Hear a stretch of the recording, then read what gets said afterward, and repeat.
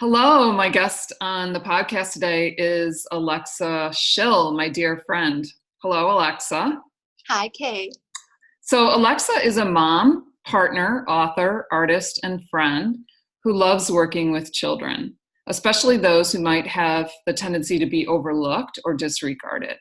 Her gift is to make them feel seen and heard and valued. She became skilled at cultivating a sense of safety and reassurance as a necessity for her own healing. She is an observer of life and all its in between spaces. She's really an angel touched down in form. I added that bit because it's true. So, welcome, Alexa. Thank you for having me. Thank Good to you. have you. So, I'm really excited to talk to you today because although you and I have had, I don't know, hundreds of conversations about the spiritual path, I actually don't really know that much about your early life. So I'm looking forward to diving into that a little bit. But somebody the other day asked me how I would define awakening. So I thought, well, it's such a great question. Let's start there. So, how would you define awakening? I love that question. I love that. I think awakening isn't one huge thing that can happen. It can be a catalyst though to something huge, which becomes, I think, the bigger awakening. But I think awakening, when you find yourself in that moment where things seem to click, whether they're painful or something that we've carried shame with, or something that we totally find joy in, it's that moment of realizing how it truly is all connected. And you really can't have one without the other, and meaning you can't have half of your story that may be painful or shameful without the other half that brings you to the wisdom and the joy and the self-worth. Because truly awakening is bringing you back to yourself time and time again. Not one big aha moment, even though we all have those, but all the little aha moments along the way that create that. Yeah. And I think that the more awake you become, the more aha moments there are. It's almost like life becomes a string of aha moments. But for some people I have heard do have that one big awakening. And sometimes it's like, wow, and amazing. And sometimes it's like awful and challenging. Yeah. But for most of us, the path is much more prolonged. You know, it's like I said, it's a string of awakenings. So let's start with your childhood. What was your childhood like? What was your sense of yourself as a child? Oh, I like that. Um, I knew at a very young age that I was born into a very grown up situation. I remember feeling incredibly out of control of what was happening around me, but at the same time, I had a strong sense of knowing that it was separate from me, if that makes sense. I I knew I kind of adapted a mantra at a very young age that it was going to get better. It was going to get better, and I don't know if that was just a sense of survival that I had ingrained in me, or a knowing that the outside stuff that was going on really had nothing to do with me. But I was born into it, and I knew I needed to figure out a way to use it as a strength. And early on, I felt like I was kind of clawing my way out of each moment, if that makes sense, because it was really where I was. Um, and again, as a child, you're kind of carried along with your parents' path, or whoever you end up living with, you're carried along their experiences. So at times it was very split. At times it was very good and kind of the ideal childhood, or what somebody would consider ideal on the outside. And then there was this other side that was happening in conjunction with my dad, and um, kind of that growing up with him. Very split. Yeah. And I think that, you know, it's obvious that you came in with some innate wisdom, some divine wisdom that you always had. You had early and often, but that doesn't mean that the situation is going to be any easier or less traumatic. And it sounds like you were born into somewhat of a chaotic environment, maybe some unsafety. Do you want to talk a little bit? Let's just dive right in and tell us what that was like for you as a child, like your human child. Oh, my human child. I actually talk to her a lot because the opportunity to go back and heal that space is something that I'm now learning as I work with children and as I've gotten older. When I was born in 1977, and even though that seems like we should have been maybe more progressive, it was during a time where women still really weren't listened to if their husband was abusive. People weren't talking about mental illness the way they are now. It wasn't a common dialogue. It was a dialogue that just was not really even addressed. And if it was, oftentimes it was kind of put back onto the woman again.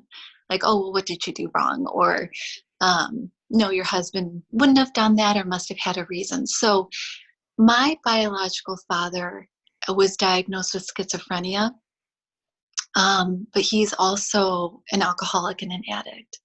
Mm-hmm. So when I was born, my mom was actually starting the process to separate from him, but the divorce wasn't finalized until I was about 5 or 6. Mm.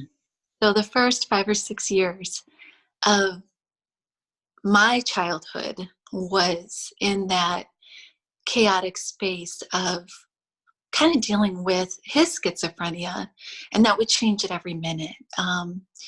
Dealing with him having visitation, not having visitation.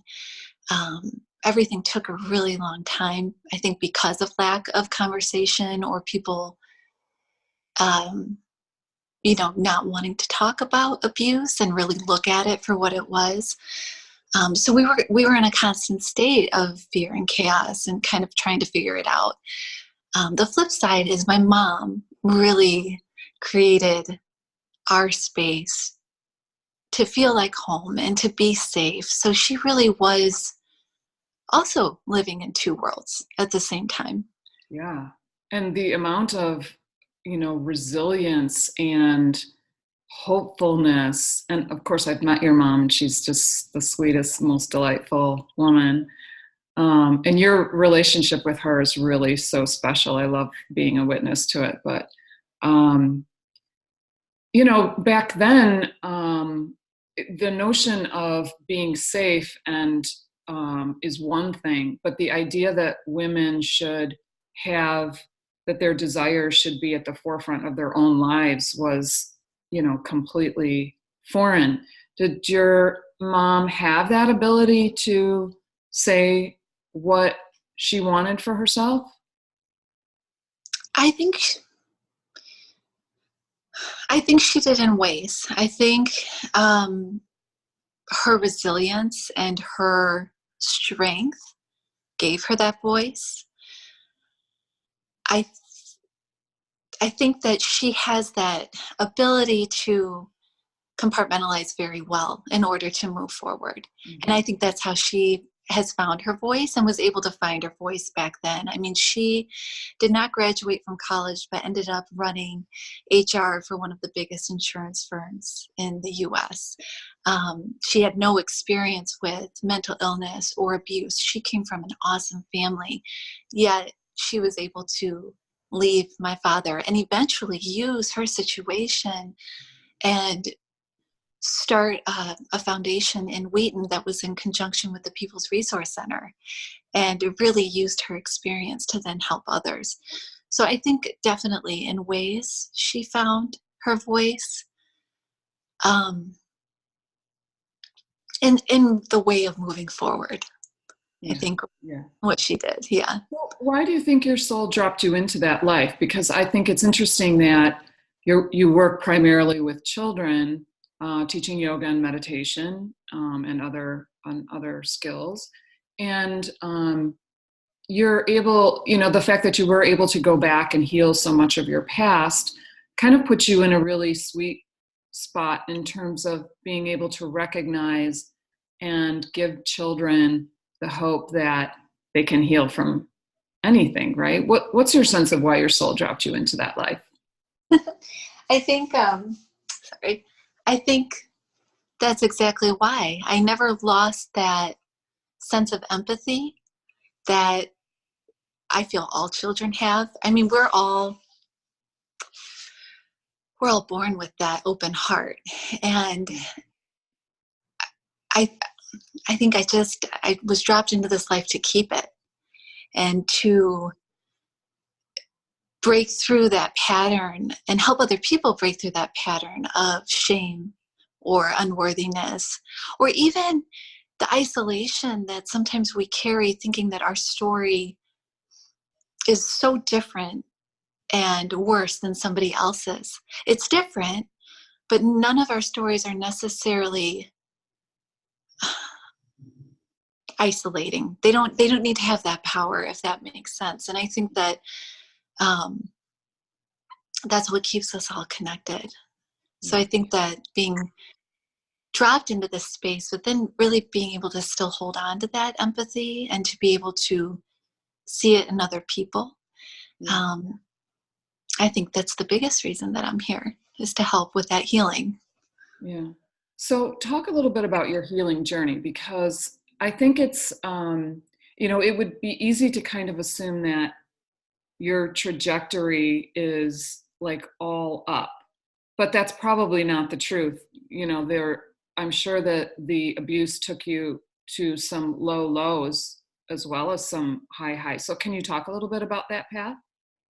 Oh yeah, definitely. And I think you're exactly right. We really can't have the high without the lows. I was very fortunate. I had some key people along my path that, right place at right time, they were in the area where they were able to hold space and recognize maybe that I would benefit from hearing their story. And I was writing about that today. I mean, really, sharing our stories creates so much healing and hope for other people, hugely.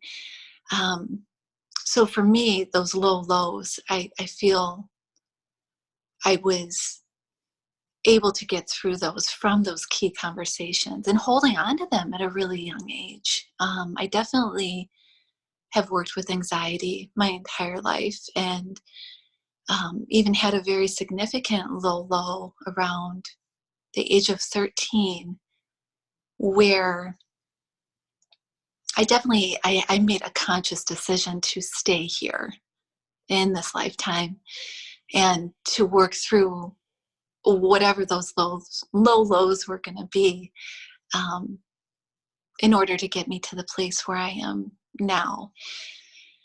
And, when you find yourself in that space, you're kind of pulling at everything you can, but especially at that age, um, there's a lot of faith involved and a lot of um, moments. You're really pulling at everything at that point because you don't really know where to go. So you're pulling things out of the air. I think most people who work with depression and anxiety find themselves in that moment throughout their lives, definitely. Yeah. Yeah. So, right. It sounds like your life did bring you to a choice point. And, I think it's important to recognize and to talk about that, because I mean, it's a common, it's a common thing that people face. And if you want people to have hope, you have to be honest about where you've been and how healing is possible no matter how low the lows are. So I really want to thank you for that. Yeah.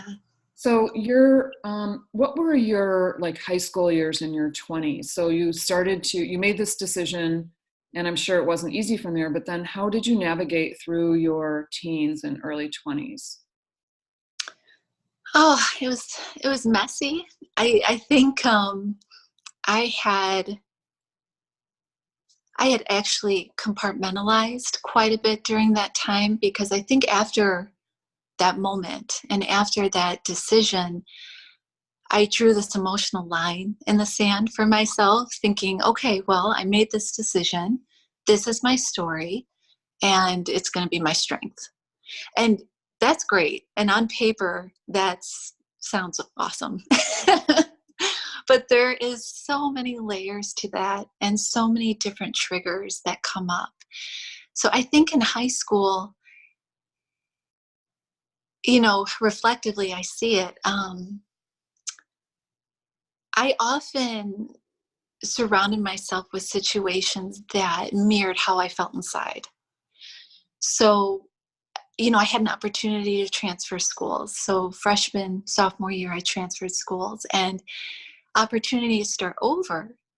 And on paper, best case scenario, great school, very artistic, very fun for me. But inside, it didn't match that experience. So I was very shy. I was very withdrawn. I had a couple close friends, which was great, but kind of sort of friends with everybody, but not necessarily close with anybody. Um, and I really felt lost inside. I really felt unworthy of everything, unworthy of God's love, unworthy of closeness, of intimacy, of friends. I kind of just fumbled along. Um, but then again, after high school and after kind of having different experiences, I feel like I then cultivated a new strength, and then a new beginning of stepping into that space. And okay, now what does your story mean? You say it's your strength, but what does that mean, and what are you willing to do about it, basically? So I had to kind of start over again and dive in a little bit. So my 20s were full of that, but I also was a mom by then, and I had to again make that decision of what was that going to look like, not only for me, but now for my son. And that was actually an awesome opportunity to step into that space and that strength, because I knew I could do it for myself and I wanted to do it for myself. But he really pushed that space of, okay, now you have to do it, because now I'm raising a child and I wanted to be the best version of myself. And that meant all the parts of it, Mm, not just the shiny, pretty ones, but what was my story, and really being honest about that. So the 20s were a lot of that, and stepping into that ownership in order to be a good mom. yeah. And how old were you when you had your son? I was 22. 22. Okay, so pretty young. Yeah. Pretty young. I And then, know. and so at that, did you go to college? I went to community college, and then I went to school for massage and physical therapy. That's right. Okay, so you were working as a massage therapist, raising a child. And did you have a partner at that time? Did you get married? I didn't get married. We had talked about getting married, and we were living in Arizona, and again, it reached a crossroads of, your life is either going to go this way or your life can go this way. And I knew that my decision had to had to be more of just kind of what I wanted, obviously. And we ended up separating, and just I don't know if either one of us anticipated to stay separate, really, when we made that decision. Right. But then that's just kind of where it grew. Yeah, So yeah. yeah. Well, I can't even imagine the amount of courage it must have taken at 22 or 23 or 24 or whatever to say, yeah, I think I'm going to be on my own with my baby and, just do living life that way. I mean, that that was an incredible decision, and that took a lot of inner strength. Where did that strength come from? I can't even imagine. Myself at that age? No. That's so I good. I know. I don't know. I really look back at that time, and especially as my son is approaching his 20s, um, I just I knew what I had to do. I really just had that clear vision of who I wanted to be for my son, and then who I wanted to be for myself. What does that look like? And I wanted to be able to stand on my own 2 feet and have financial security and have emotional security, even if it meant being alone. Yeah. Because really, that strength came from my childhood. I didn't want my son to experience the same chaos that I experienced. Granted, he was going to have his own chaos, or chaos was going to happen, even no matter what I chose. Mhm. But I knew it had to be less in Yeah. any form. I just knew it had to be less. So that strength, I really believe, came from that. And I have a great family. I have a great support team. My mom, my stepdad, who I call dad, they really w- welcomed whatever path with open arms. And I was able to be strong. I was able to have that base and come home and work 2 jobs and then go to school after I put my son to bed at night. I went to night school. And I was able to do that because I had people that had me. I knew they were holding that space so I could do it.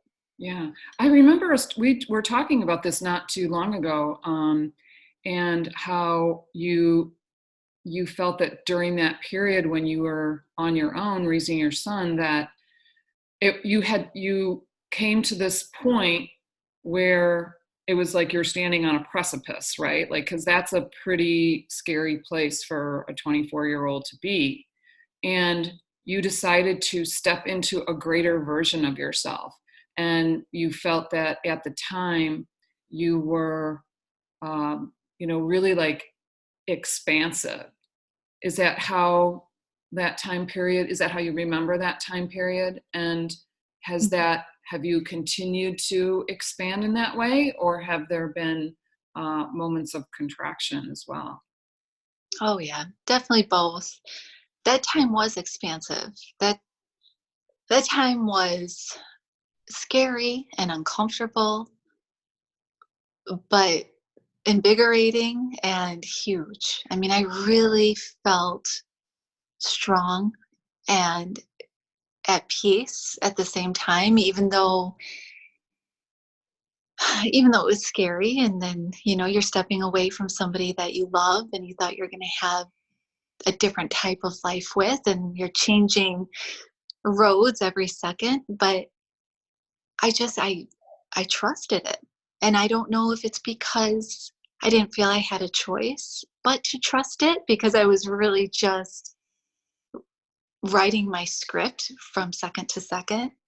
And I think that's where that expansion comes from. Really, it's being scared and doing it anyway, and it's surrendering. Yeah. Yeah. It's To totally the outcome, surrendering. surrendering to any kind of idea about what the outcome might Yeah, be. yeah, because we really have no idea, and that's something that children already have. Children are born without even thinking about choosing surrendering or non-surrendering or planning the outcome, but then if something totally different is going to happen, it's not even a thought for them. And I think that's the whole point. Most religions and cultures live by that saying of returning to your childlike wonder.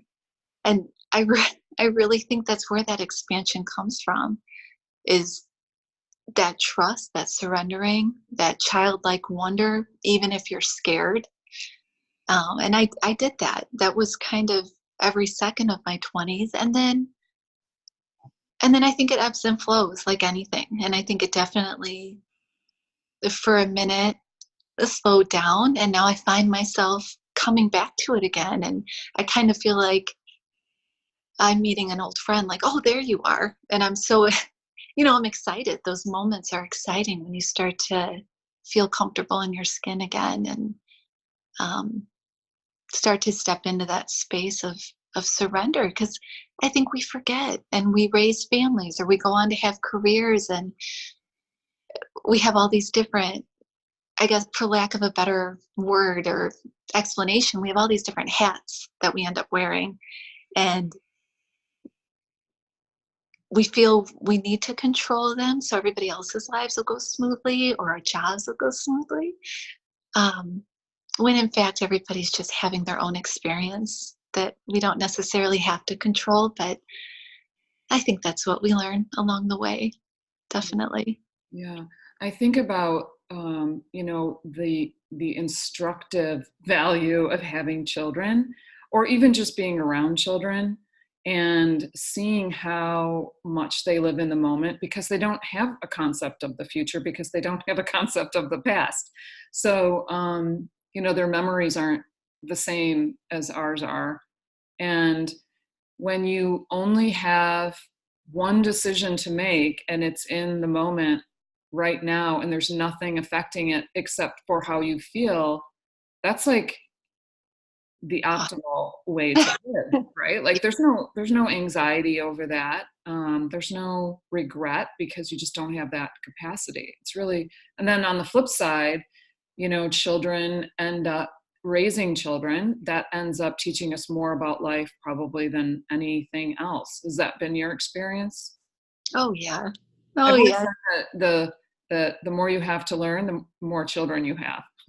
I had 4 children, so I had a I lot. love that. I love that. I know I always say I would have had 6, 8, 12. Give me all the kids, because I think you're right. I know you're right. I believe that our children have way more to teach us.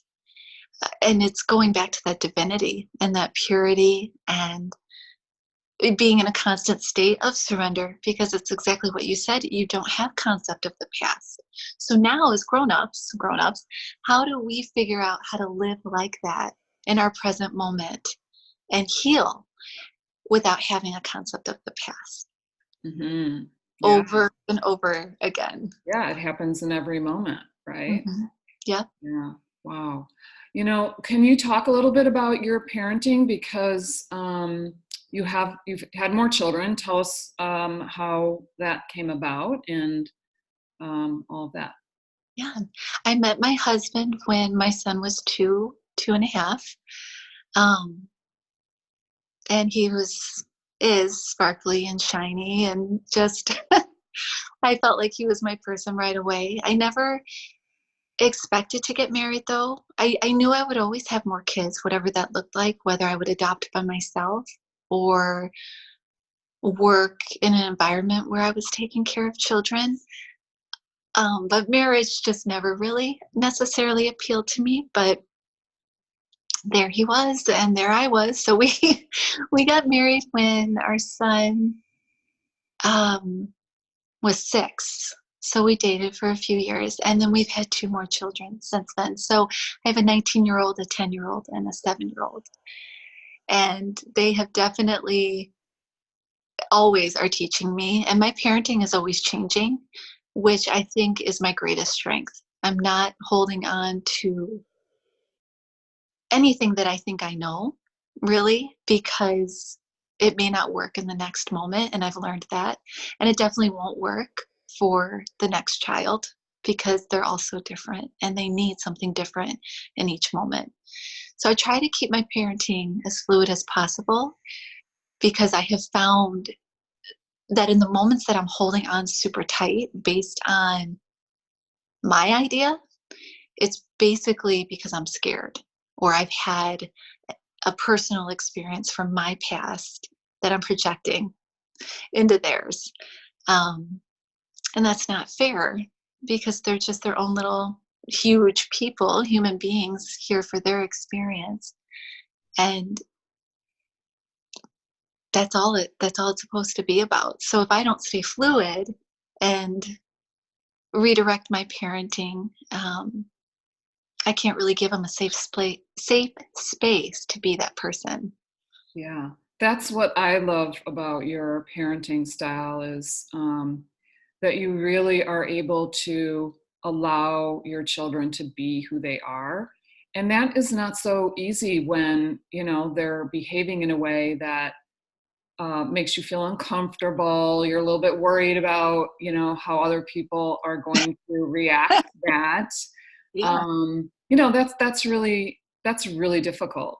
I know for myself, the moment that I realized that my children had more to teach me than I had to teach them was such a huge relief to me, because I felt so inadequate to the task of teaching them anything when I was still I still had so much to learn for myself. So this pairing of children and parents is something that is so divinely inspired. I can't even imagine. I mean, how can you view it any other way? What do you Yes. think your individual children have taught you? Oh, so much. And I love that you just said that, the divine pairing. I believe in that so much. I believe that we have these agreements coming in, that we're going to learn from each other, and we're going to have those experiences in different forms. Each of my children have definitely taught me something different. My first teaches me strength all the time, and he always has, completely, just strength and perseverance. I have seen him rise from his ashes over and over and over again, especially in the last few years during his high school time. But even thinking about his childhood, there have been moments where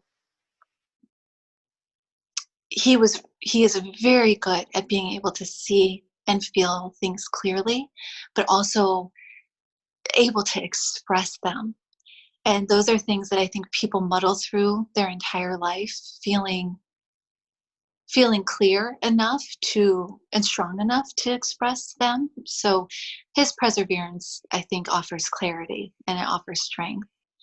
My 10-year-old, she is a force, and she came into the world fast and furious. She was a 10-minute labor, and praying that she wasn't born in the car, basically. And she has been the same way since. She is, I guess, a peaceful warrior, I would describe her. She's strong and an introvert and likes to watch, but then she is just kind of beyond her years with what she is capable of, I guess, digesting, for lack of a better word. And just she sees things in her way, and she's really okay doing it like that. So through her, I learn, just how you can be comfortable in your own skin, and there's not always that emotional attachment of wanting to fit in. I think sometimes we have that. We want to fit into a group, or we want to be part of whatever. And she is just who she is. She's very comfortable being herself, and I love that. And then my youngest is the one who's just going to do it all. I mean, she's just the one that can and will run the show. And I learned that about her. And well, they all have a really funny sense of humor, so it kind of keeps it light. But my youngest is very quick-witted, so she can find the light in anything. So she keeps all of us laughing, which is great. They're all so funny. They're great. Yeah, yeah. Yeah. Talk a little bit about the spiritual path in terms of how it influences your partnering. So being a partner to your partner. Well, I think the strongest influence is being able to love him and people in general, but him especially where he is at. Almost, and I'm learning, I think that you can go both ways. You can over understand any situation, sometimes to the point of where it's taking more from you, or you can really love somebody where they are at in a healthy way, where it's healthy for both of you because you're still loving them, but it's almost detaching in a way, if that makes sense. And I think I've learned that through my own personal surrendering and my own personal path with spirituality, and how I know we're all here to have those human experiences, to return back to ourselves and to return back to our spirituality and to God. So for my husband, I'm able to kind of return to that space in a way all the time that I really feel is right now cultivating healing. But also he's doing his own work and he's stepping into that space. So we do have both together. I don't know if spiritually I would be on the same path without him and without his experiences and ours combined. So we really are a good balance in that way because we're bringing out those lessons for each other and really um, those experiences are exposing the need to individually do the self work in order to be better together. So you can't have one without the other. It's not easy, is it? No, not at all. No, no, no, it's not easy. But then I look at that and you know, nothing that's worth it is easy, whether it's staying with somebody or not staying with somebody. And it's really, I think that those defining moments that give us the most opportunity to learn and to grow. Yeah. It's like, here's your your state of knowing. And if you don't have something to push against it, then it doesn't expand. It just stays where it is. So I Mhm. think of like the challenges that we face in life as like this pressure on the known so that Yeah. we can expand more into the unknown. And the more you expand into the unknown, the more you know. Yes. And the more you don't know. Yeah. Crazy. It is. It's so, that is so, it's so exactly what it is. And sometimes it feels like a pressure cooker. Mm. Sometimes it feels like if Well, you because you don't, feel like you're going to break. yes, yes. And sometimes the breaking is exactly what you need. You need that push and that pull. And by no means do I mean it in that unhealthy way, but you need to kind of bust through it. Um, and you don't know what you don't know, so you have to find out. Yeah. You have to figure that out Yeah. and be vulnerable. Mm. Being vulnerable is hard. It's Hard. hard, so Yeah. hard. But it's Yeah, probably the most important thing, I, I I think. agree. I agree, definitely. Yeah. You know,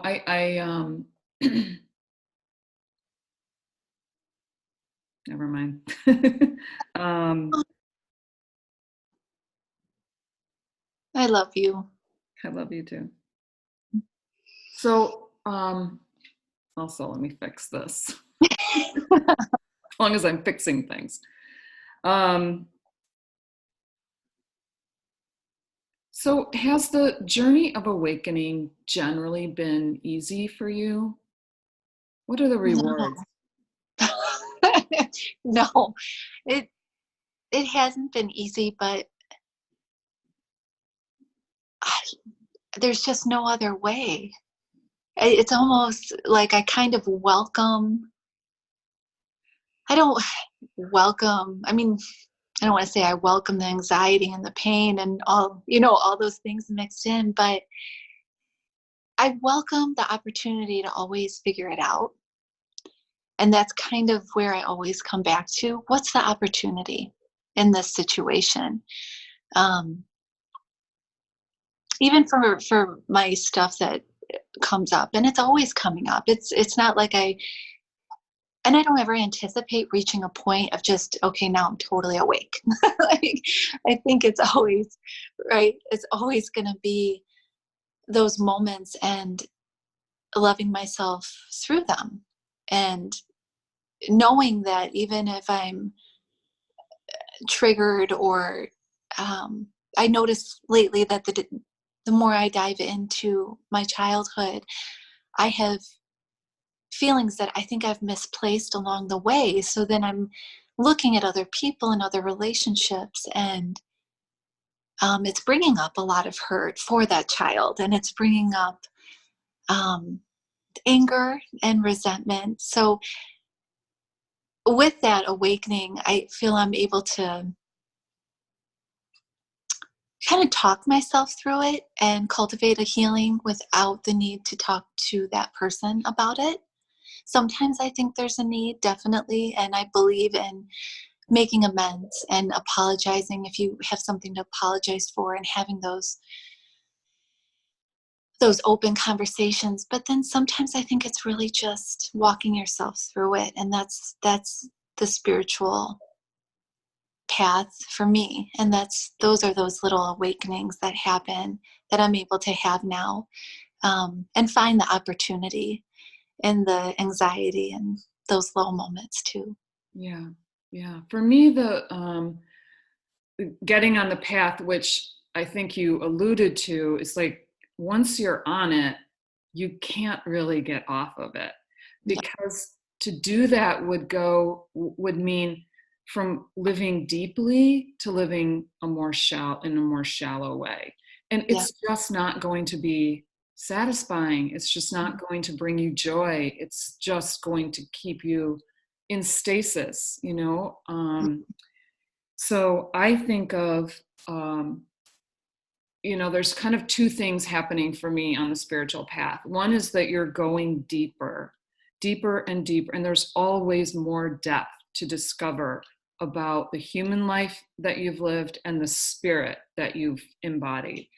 And at the same time, there's more love and joy and brightness and hope and connection. So it's like you're simultaneously going deeper and Mhm. expanding. And that's just something that you can't not have once you have it. Yeah. Um, Yeah. No, I agree. I mean, physically, I don't feel it's even a possibility, because you really do feel it everywhere. You feel it emotionally, spiritually, physically. Um, I think often when we do that, we talked about the expansion and the contraction. I think when we're in those times of contracting, those lessons are still coming up. They're maybe coming in different forms, or the opportunity to kind of work through things are trying to come in different ways, even sometimes to the point where we physically become sick. Um, it's because we're supposed to be working through those opportunities and with them, and they're going to come in other ways.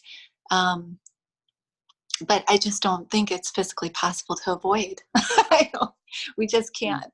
It yeah, doesn't happen. right. Can't get off that train. No, and it feels like the crazy train sometimes. It does. And It does. and right, and I think it's important to note that this path is not always full of light and brightness, but it can be very scary. It can feel like you're going crazy. It can feel rather desperate. But like you said, once you get to a certain point, you start to understand that there's something to learn in every situation, so your emotions don't go down that a rabbit hole of dark despair. It's like, oh yeah, this has come up for me to take a look at, and I'm going to take a look at it, and then I'm going to be on the other side of it Yep. with more Yeah. depth and more expansion. It's a great Yeah. formula. I know. So that to me is the reward of sticking with the spiritual path. And I love hearing like all the different places where people are on the path, because it's endlessly varied, but then there's also like this universal thing to it. Oh, So yeah. let me ask you this: where do you feel like we're headed in terms of like the human race, humanity? Where are we headed? I feel with all of the desperation that I think people are feeling, I really feel like we're cultivating a rising. We're having more conversations. We are putting everything on the table.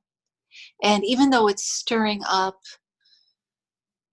well, obviously things that were always there, whether it's hate, discrimination, um, money, war, politics, everything is on the table. So there's no opportunity, I don't feel, to go any other way, really, but up. And I don't feel there's a timeline for that either, because it's not something that's going to happen instantaneously. But I do feel like there is a collective cultivation of light workers, healers, doctors, all of us, everybody, teachers, children, elders. We are all coming to this space, and our voices are coming together to be heard. So it creates a unified experience. Even though I think people feel so detached right now because of where we find ourselves in the present moment, it's still creating a unity. Those conversations are still happening now more than ever.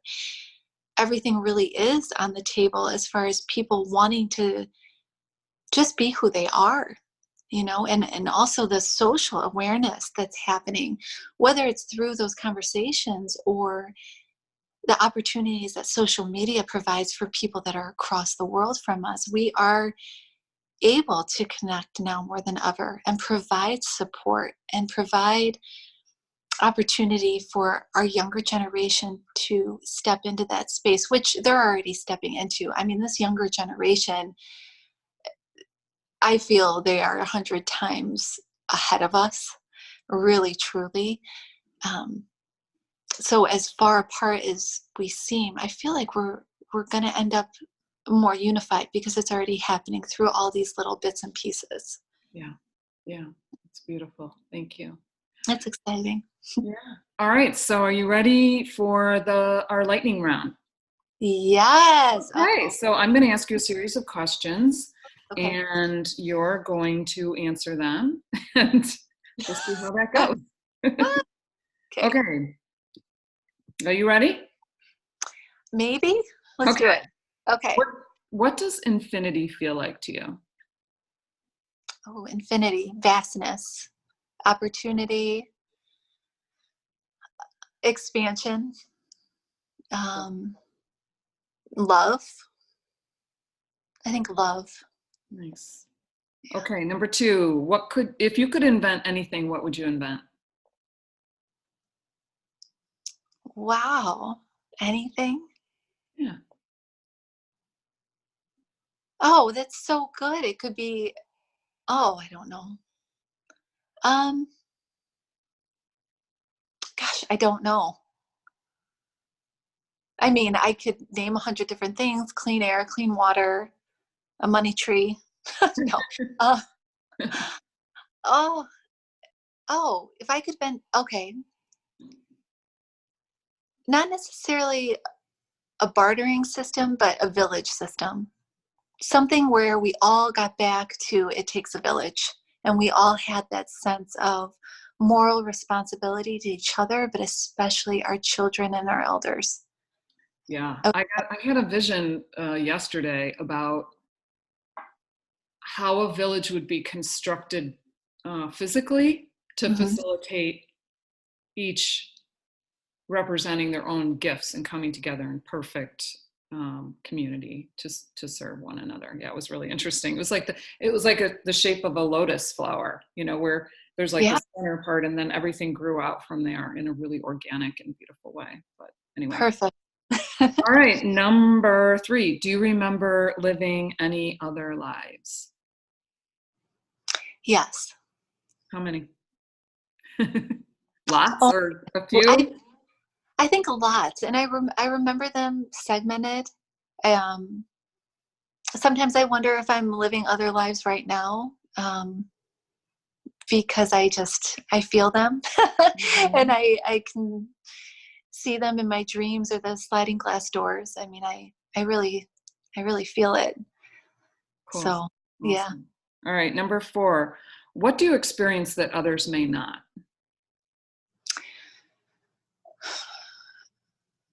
Empathy, empathy and pain for other people.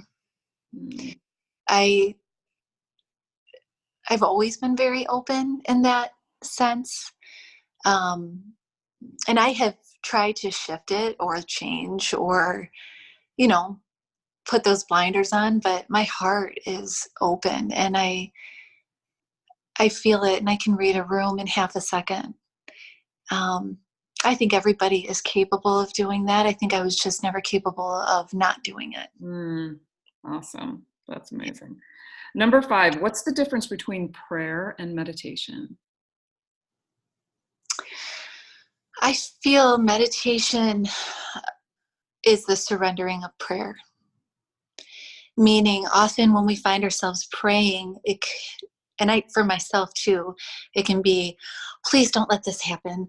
Please make this happen, or please do this, please do that. Kind of a frantic sense of self,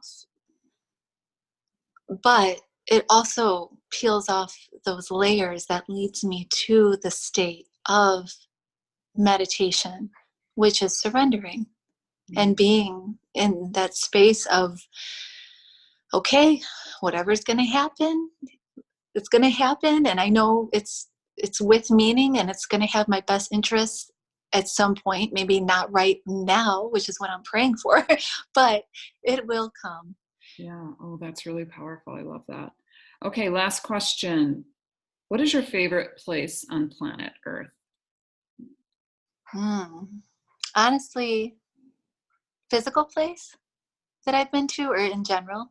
In general, In whatever. general, when all 5 of us, or all my family, but there's just something about when you have cultivated that family, whoever that looks like, whether it's grandparents or children. But I love when all 5 of us are together. I really love it. It's funny. It's funny how we all interact together.